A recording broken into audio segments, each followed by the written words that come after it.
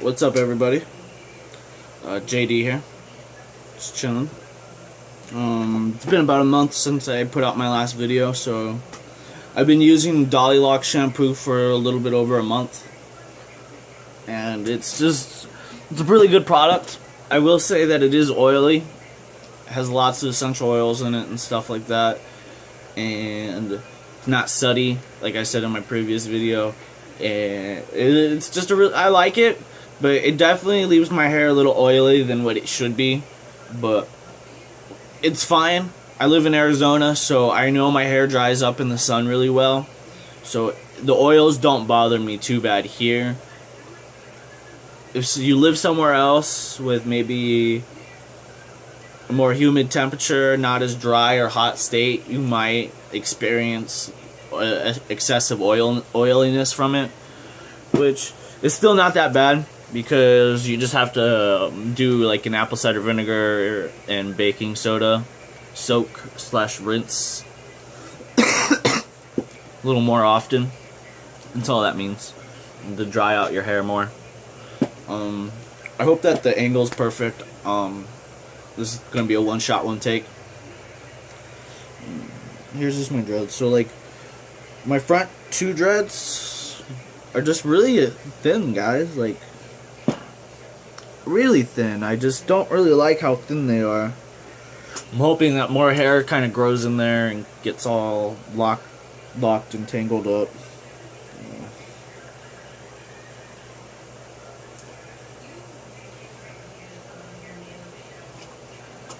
I hope everybody's blessed. Everybody's having a great day. So, I was told my dreadlocks weren't freeform. I can't remember who exactly told me them, but I'm pretty sure they didn't have dreadlocks themselves, which is usually the case. Like, you will realize most people that try to tell you about dreadlocks will not have dreadlocks themselves, which is just hilarious because it kind of like everything they say is like taken away. Like, you should not take anything they say serious because they don't know what they're talking about, because they're going to tell you that they had dreadlocks, they loved their dreadlocks, they were great looking dreadlocks, but they had to cut them for such and such reason. If you have to cut your dreadlocks, you didn't love your dreadlocks very much, and you weren't giving them the time and the patience that you needed to. Well, that's fine, you know, people are going to be like that. Fix my light. But yeah, you know, and that's how it is. But like, I've been telling people more and more, like, you just need to love yourself, love your family, love everyone that's like involved in your life, but especially love your fellow dreadlock brothers and sisters, because they need love. Because there's a lot of times when you're probably feeling down about your hair, and you need somebody to tell you that your hair looks good, and that you're they're really impressed with your hair, and you know, it kind of builds up your spirits and it makes you not have negative thoughts about your hair. And so, just pick up your brothers and sisters that have dreadlocks. You know, if you see somebody in the grocery store or school, anything like that, and they have dreadlocks, just like kind of give them like a what's up or like a head nod, or even engage in a conversation if you can. Talk to them about their hair, ask them how they do it, because like all we have is each other in this dreadlock community, because nobody without dreads is gonna really be able to pick up your spirits as much as somebody with dreadlocks. I don't know why, but every time somebody with dreadlocks tells me my hairstyle looks cool and my dread looks good, I feel better. I feel like it's kind of like, you know, like a brotherhood, you know, like a family in a sense that you just never ever meet, like a tribe. It's like a tribe. That's the best way to explain it. Like, there's people in Canada that I talk to on a pretty daily basis, and it would be cool to meet them, but I know it's just unrealistic in my lifestyle right now. But if I saw them, I would give them a hug and what's up, brother, how are you, you know? Like, how's your day doing? Just things like that, because of that bond we have with our hairstyles. We get judged the same way by society, and it's wrong. So I feel their pain and they feel mine, in a sense. you know.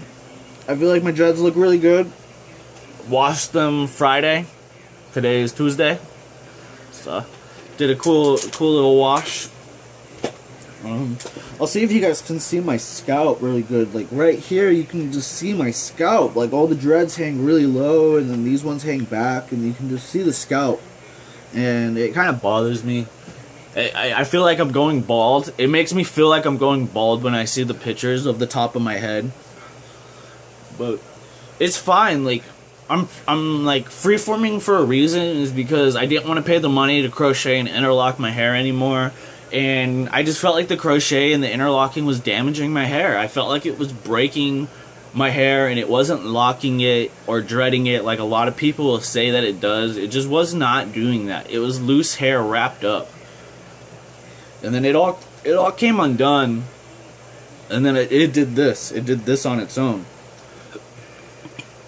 But it's just like, someone said I wasn't freeforming, but about a year and 9 months ago is when the last time I maintained my hair, like at all. The very first time when I started my dreadlocks is how I maintained my hair, and I haven't done anything since. So would you call that freeform? Maybe, maybe not. I consider it freeform because I don't do anything to my hair. I just wash it. But if you want twisted dreads, interlock dreads, crochet dreads, go, like, do it. That's what you want to do. If that's the look that is going to make you see that yourself is beautiful, or like your hairstyle is awesome that way, then do it. Then power to you.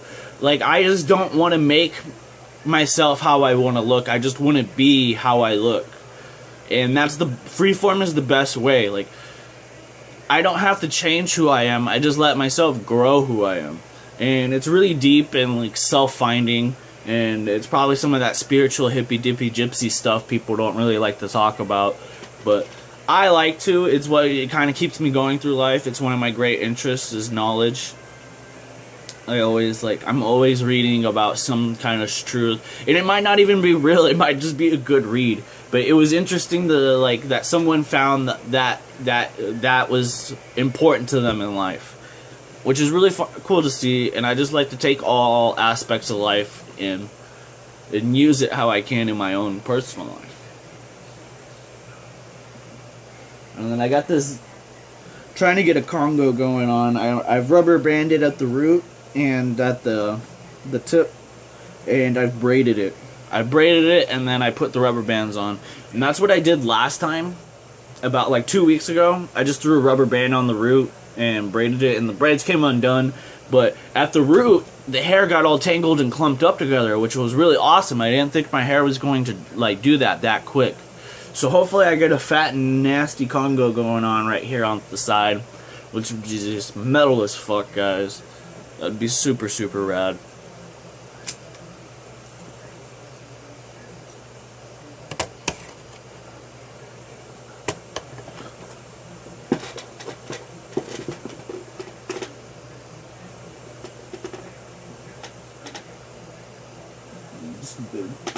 That one. And so like my dreads come in flat, and then after a certain length they get cylindrical. I don't know if anybody else has that, but I just assume that's how my hair freeforms. Like the weight, the part of the dreads that have the weight from sleeping on it stay flat, and then after they're so long that they don't get slept on, they become cylindrical again. But yeah, just a quick little video. You know, rocking my dreads. Still got them. All the white people out there that are rocking dreads, fuck yeah, power to you. And then all my black people out there that are rocking dreads, just fuck yeah, power to you. You know, you're just, everybody, all my dreadlock people, you're awesome, you know, like, you guys inspire me to keep dreading, because I see new people dreading every day. There's always somebody new trying to lock their hair up every day, and it's just such a beautiful thing to see that someone wants to find their true beauty, like their true beauty, their true self, and that's how like we're all supposed to look. And just power to you guys. Stay awesome, stay blessed, and have a great day.